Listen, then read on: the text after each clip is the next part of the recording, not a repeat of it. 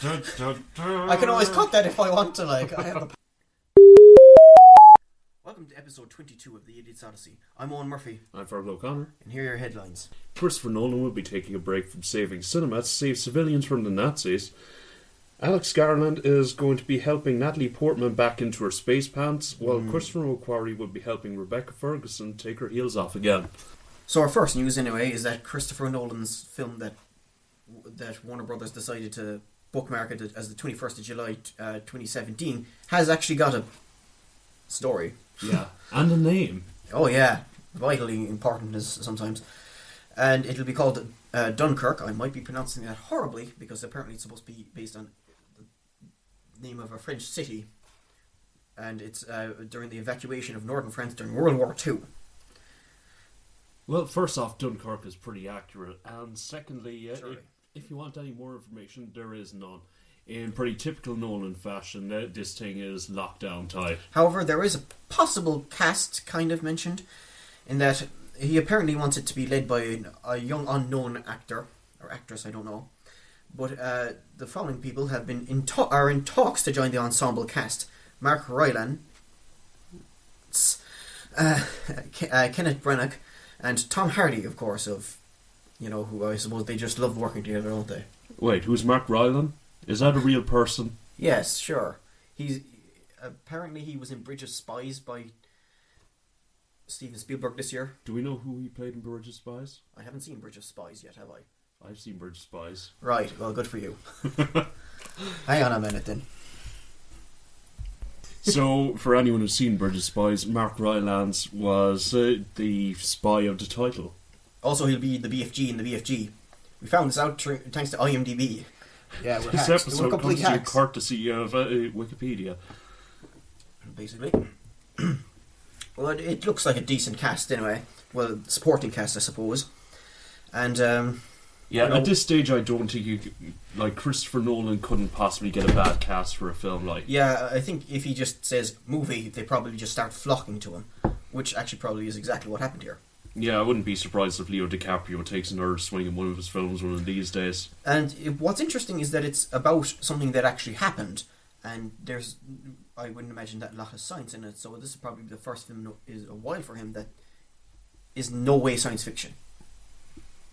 Right? Yeah, but there is nothing science fiction about that flying Batmobile. That could happen. Very well. Stop treading on my dreams. Very well, Fergal. That nuclear reactor thing totally could have happened too, damn it. Sure. The Dark Knight Rises has many flaws, but those were not them. Yeah, one of the flaws is probably the fact that the city probably still would be suffering significant nuclear fallout. It's fine, don't worry about it. Like, the fish will mutate, grow 3 eyes, everyone will get lots of vitamins, something. Are you suggesting that Gotham is in fact Springfield? It's an interesting theory, I'm not going to rule it out. Okay. So, Alex Garland has announced what he'll be doing at post Ex Machina, and he's recruited Natalie Portman and Gina Rodriguez to star in a sci-fi film based on Jeff Vandermeer's Southern Reach trilogy. Annihilation, the first film in the trilogy, follows a group of women who take on a dangerous mission where the laws of nature don't apply. The group consists of an anthropologist, a surveyor, a psychologist who serves as a group de facto leader, and a biologist who serves as a narrator. Oh. Now, Ex Machina was hot shit this year. So does this mean he's been given a franchise? It sounds like he's been given a franchise. Or is it it's probably the case of if you make a balls of this first one, that'll be it. See the Girl with the Dragon Tattoo, which was great. Oh, yeah. But which got murdered at the box office. You can completely see what happened there. Is that it's dark material? It's dark kind of material, I suppose. It's going with, and as well as the fact that Fincher likes a lot of money. He does. And it's like Fox being implodable. When you hire David Fincher, you're getting a very certain type of film that's not going to necessarily appeal to the widest of audiences. Especially considering that the Girl with the Dragon Tattoo was set up to be more satisfying in terms of its visceral effects and in terms of its overall plotline, I think. Yeah. Scott Rudin's producing. It's another big name. It looks like there's a lot of support for this thing. So, what studio is this coming out of, if you will? Studio, let's see. All we've got right now on producing side is Scott Rudin, but it looks like this thing's been greenlighted, so I assume they've got studio support. Sure. So Mission Impossible 6 has been confirmed for about a year, I suppose. Yeah, Or not too long before Mission Impossible 5 came out. It's been out there a while. Yeah. And this will be the first time that they've had a returning director in Christopher McQuarrie, and now they'll also have Rebecca Ferguson rejoining. That's very interesting, isn't it? Oh yeah. I'm against it because not Rebecca Ferguson. Delighted to have the female lead return for a change, but more so the fact that I really liked the way that they keep on switching directors, and I found that to be really like hallmark of the series. Yeah. And now it's just like, oh, we're just going with McQuarrie because he's the first director who said yes to a return. Oh. Well, to be fair, I mean, I still thought it was more than competent hands, but still, it's like, Well, it's like if a team's been switching managers every year, but I mean, like, if they have someone who's working, I don't think they need to keep that pattern. I mean, McQuarrie's a fantastic writer. I'd love to see what his ideas are for a sequel and for expanding the characters they established there. Did he write the first one? Or am I forgetting that? The first Mission Impossible? His film. He wrote Rogue Nation, did he? Or Possibly. did he just direct it? I can't remember. Probably. Yeah, I think he did. Well, the thing is, right, that my idea, what I assumed was going on was that I know that J.J. Abrams and Brad Bird were requested to come back, right, for both of their respective films, and they both turned it down, and just because they wanted to move on, right? Sure. And I found that the idea that a director sticking around for one film meant that he would give it all. He had to give it his all because he only was going to do this once, right? Yeah. And then it's just like, well, he did all of this, and now he's coming back for a second film. And you're like, oh, so he didn't give it all in his first film? No, I guess he's going to give a new type of all. Well, he'd certainly want to improve the heist scene because that was the heist scene, like, it wasn't awful. Like, if it had been another film, but I just found that the whole breaking into the vault is always my favorite part. One of my favorite parts. And this time he was just like going through a bunch of different scenarios, and then when they finally did get it working, he just walked through a line.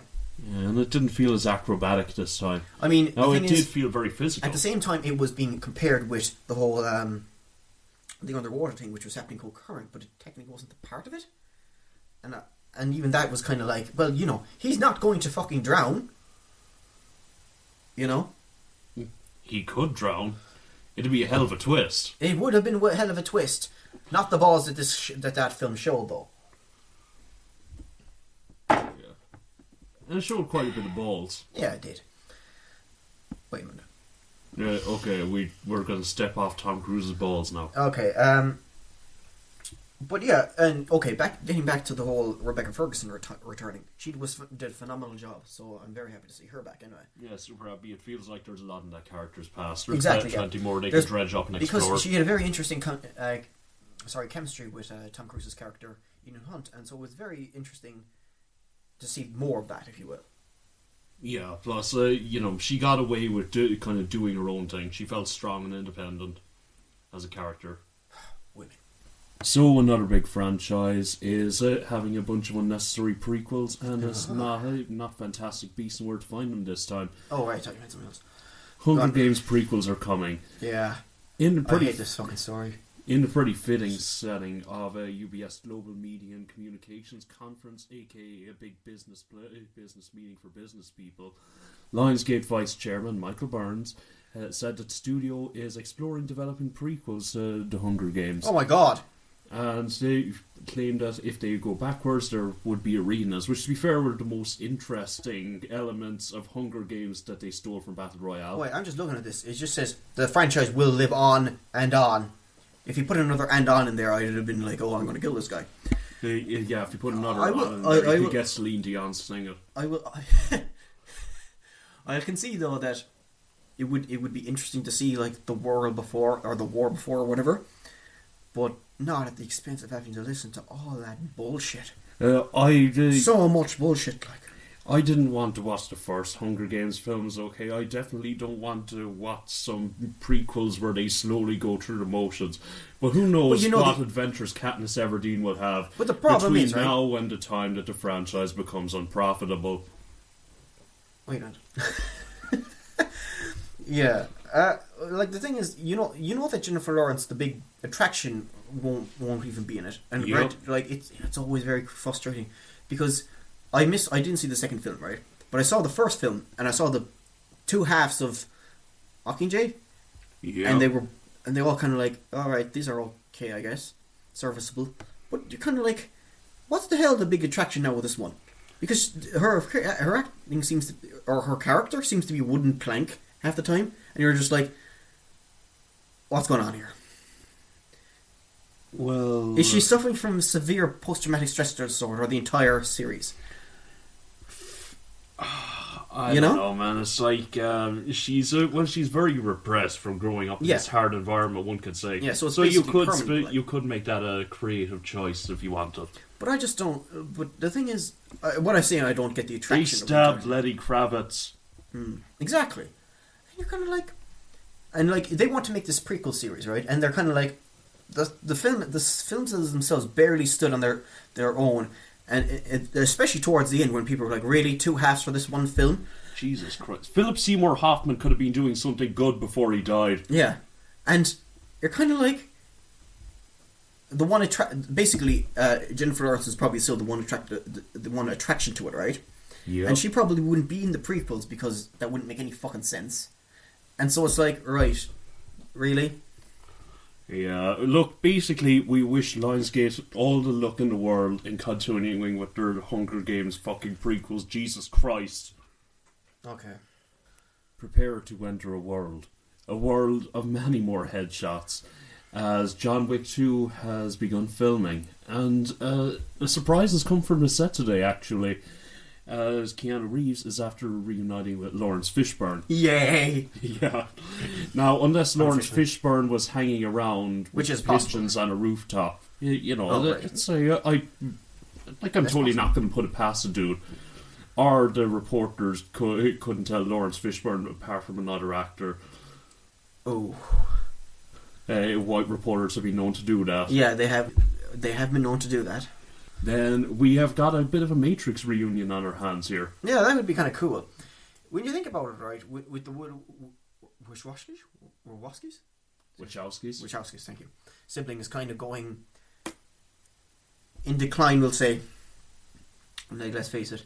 It's interesting to see someone like that. These like former stuntmen are basically, or stuntman, I suppose, because one of them bailed out, are actually kind of like doing this kind of unique kind of action stuff. Yeah, well, we've been missing. Yeah, it's exciting to see. Plus, I find it interesting as well. This isn't the first time that there's been kind of a Matrix reunion. Christopher Nolan's Memento actually brought Joe Pantoliano and Carrie-Anne Moss back together on purpose because of how much Christopher Nolan loved The Matrix. Or it could have been Bound, actually, the film beforehand. Which was also done by the Wachowskis. I haven't actually seen that one. Neither have I. Forgive my ignorance. But meant to be quite good, apparently. That being said, if they want to bring Carrie-Anne Moss in this, I'm totally on board with that because she was in Jessica Jones this year, and she's still got it in terms of acting. She's fantastic. She has kept her edge. Lawrence Fishburne is obviously terrific. I love John Wick. This is a happy story. This is a happy story full of happy, good. It is interesting that. Oh, sorry, you're saying. Headshots, people. More headshots. But what I was going to say is that despite having lost one of the two directors, they still, if they've convinced Lawrence Fishburne to join with it, then it's very good news in terms of that they're still attracting this talent. You know what I mean?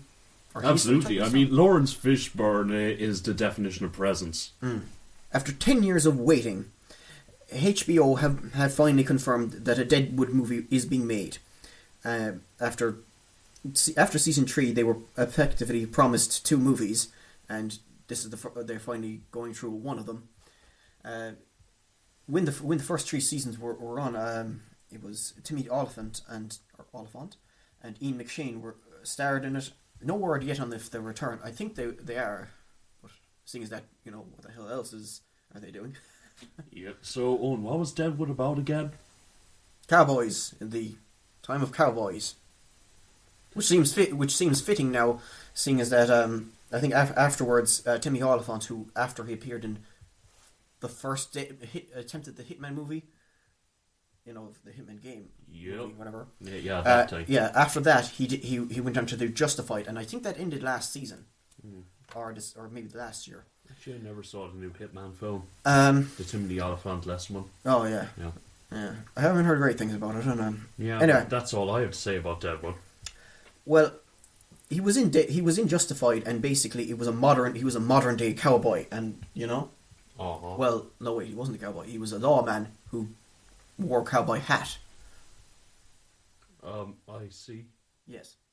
Well, to be fair, nobody's gonna know it's the Old West if you don't wear the hat. Yeah, exactly. So, well, it's just interesting that this is finally happening in a. No. You have no opinion one way or the other, do you? Look, it's like if you told me they were making a sequel to I Love Lucy. They're making a sequel to I Love Lucy. Brilliant. It's I give very few shits about this. No, okay. Another thing you might want to get prepared for, apart from Deadwood, if you're into that for some reason, I'm sure it was very good, I'm sorry, is Kurt Russell is going to be showing up in Guardians of the Galaxy 2. Possibly. Volume 2. It depends. Guardians of the Galaxy Volume 2. Yeah, that's what you're calling it. That's the thing. He is the front runner currently to play Star-Lord's father. He's playing Chris Pratt's character's father. No one calls him fucking Star-Lord. Well, they fucking will now, right? Yeah. So it's been a good year for Kurt Russell. Of course, he's supposed to be this, ancient godlike or really powerful alien, or an angel, as Star-Lord's mother said.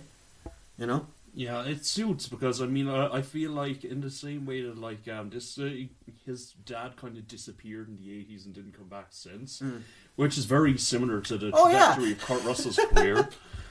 But Kurt Russell has been tearing it up lately. In terms of he showed up in Furious 7, and I'm sure he showed up in some other places, but he was rad in Furious 7. Unfortunately, one of his older roles will probably be not going back to him.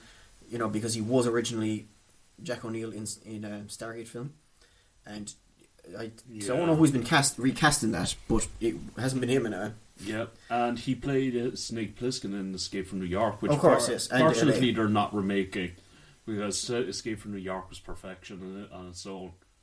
I heard it was crap, but okay. But somebody has been fucking with you. Or was it New York that was crap? Oh wait, hang on. Was it New York or was it LA that was crap? One of them. Escape from LA wasn't great. It had its moments. It was crap. What? Basically, that's what I'm getting from what you're saying. It's like, no, it was good. It was good. It had bits. It had some cool stuff. It had problems. It was fine. I should stop talking. Let's go on to the next story. Okay. So, moving on from Kurt Russell, we get to Furious 8, because apparently the Fast Stand can't fit in there now.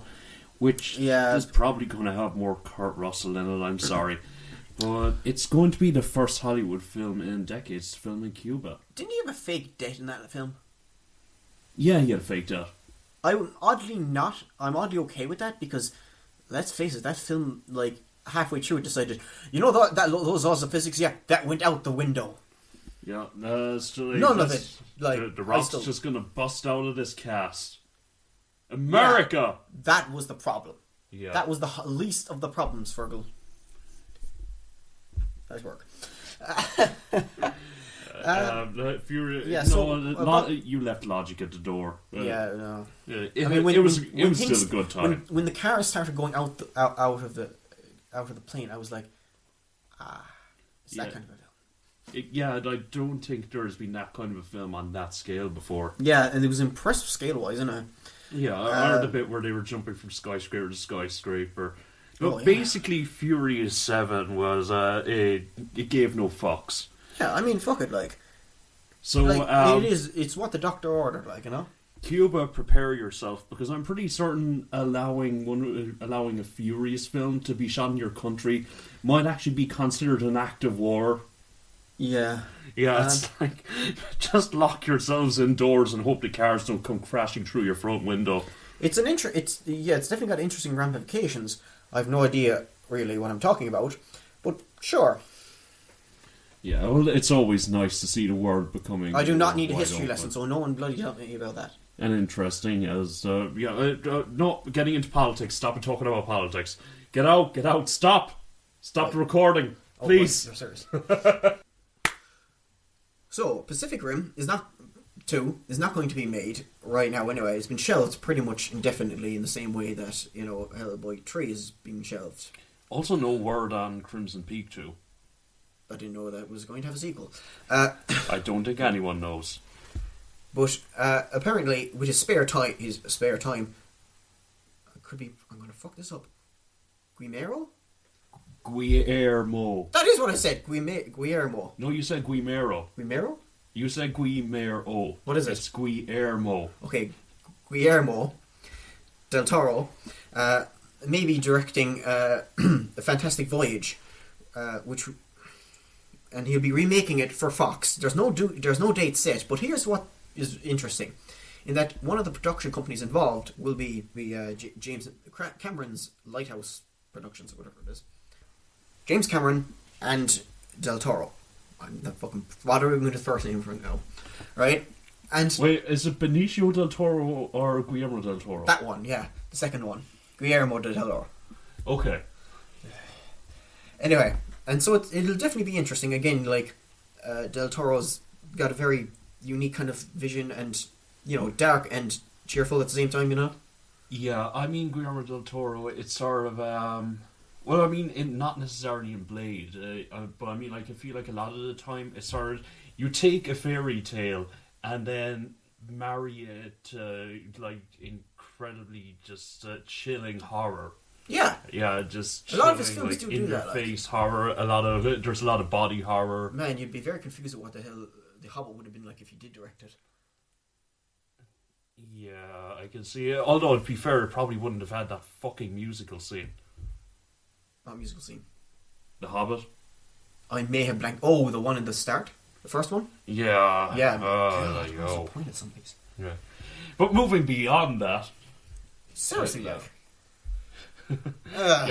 like. It's Guillermo del Toro getting back to doing what Guillermo del Toro does best. Man, that would have been a very disturbing musical, actually, when you think about it. We don't know, like... Yeah, it's really, really hard to sing while people are stabbing you. Sure. Yeah, that's what I've found to be the only common thread in Guillermo del Toro films. People get the shit stabbed out of them when they try and sing. No. Oh, right. But I think his horror aesthetic and just his talent in terms of incredibly captivating imagery it's just the ideal director for this material. There's very much an artistic kind of style to it. And obviously, The Fantastic Voyage has, I think it's a remake of the 1966 one. If I'm not mistaken, this is the film that where they shrink the person down. Basically it's the one they ripped the piss out of in The Simpsons. Yeah, it's like there's something wrong. There's something wrong internally, so they shrink the submarine crew down, and then they go inside someone to sort them out medically. Yeah. So Guillermo del Toro is going to be shooting a film where a bunch of dudes go inside another dude. More on this as it comes along. Try and resist the temptation to eat that popcorn. Well, Creed was released this year, and apparently it's been quite good, right? Oh yeah. I haven't seen it yet, but apparently Sylvester Stallone can't exactly keep his mouth shut in that he doesn't keep secrets, so you got to appreciate that. But apparently, if there is a Creed 2, which there probably will be because money, Sylvester wants there to be a Rocky and Apollo reunion in it. Despite the notable handicap of Apollo Creed being dead. Yeah, you think that would stop it, but it's Rocky. He dug himself up basically. Yeah, well, it's interesting because just to clarify, it would probably be flashbacks or CGI. Yeah, or flashbacks and CGI. Yeah, because both Rocky Balboa and Apollo Creed are important parts of the makeup of the character Adonis Creed. Of course, definitely, because seeing as that trainer and father, etc. You can kind of see, you can definitely see how they could incorporate it. However, actually getting around to incorporating from a practical level could be tricky. Because no matter how good Carl Weathers might look now, apparently Sylvester Stallone thinks he looks in very good shape. He doesn't look 30 years younger. It's fine. CGI, motherfucker. You know, but like he's still supposed to look the same age that he did during the flashbacks. Anthony Hopkins and Red Dragon. It'll be grand. Okay. Yes, Fergal. And speaking of Hannibal Lecter, Mads Mikkelsen, who of course is Mikkelsen, who is currently playing Hannibal Lecter, or currently played Hannibal Lecter in the Hannibal TV series, has been cast as the antagonist in Marvel's Doctor Strange film. He'll be playing a sorcerer who breaks off to his own sect, and well, we don't actually have that much knowledge other than that's a very interesting casting choice.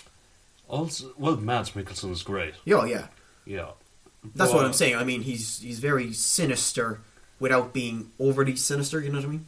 Yeah, I mean, he's got a charm to him as well, which I think is that's important for a guy who's going to be leading his own sect. He has a certain form of charisma. He was also in. He wasn't the bad guy in Casino Royale. He was, and of course he was phenomenal in that.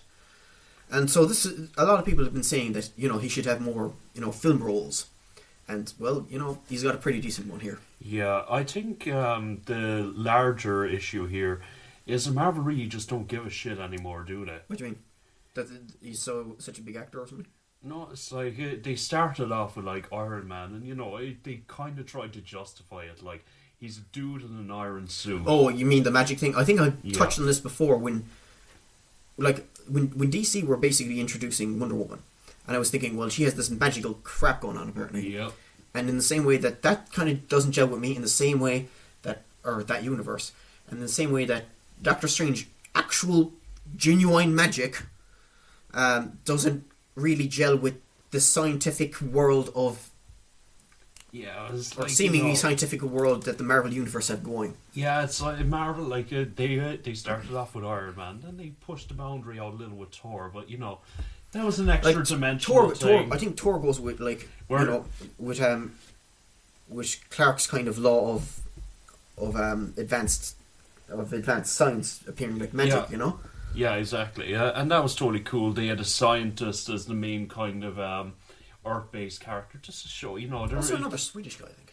There was someone in there who was trying to puzzle this whole thing out along with us.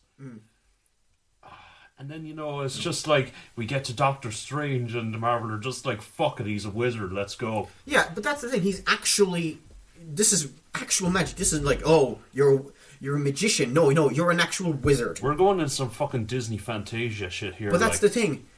Like, I don't know. Like, they've been trying for years with Scarlet Witch, with Thor.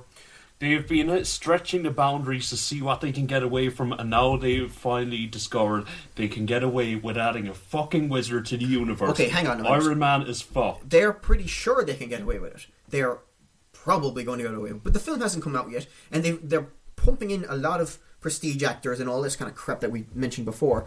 But, we don't know how it'll go. So we don't know if they'll actually get away with it, or people will be like, or they'll end up going like, maybe we should tone back the magic. That being said, they haven't exactly toned down the whole Maltese Falcon crap they have going on in every film, but whatever. Yeah, or the let's connect everything to everything else thing. But prepare for the crossover with fucking Harry Potter. Oh, God. And that's it for this episode of The Idiot's Odyssey. I've been Fergal O'Connor. I'll probably continue to be Fergal O'Connor.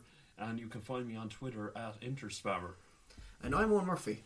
And you can find me on Twitter at OwenM1990. Thank you for listening. And join us next time where we may or may not be listing our favorite films of the year.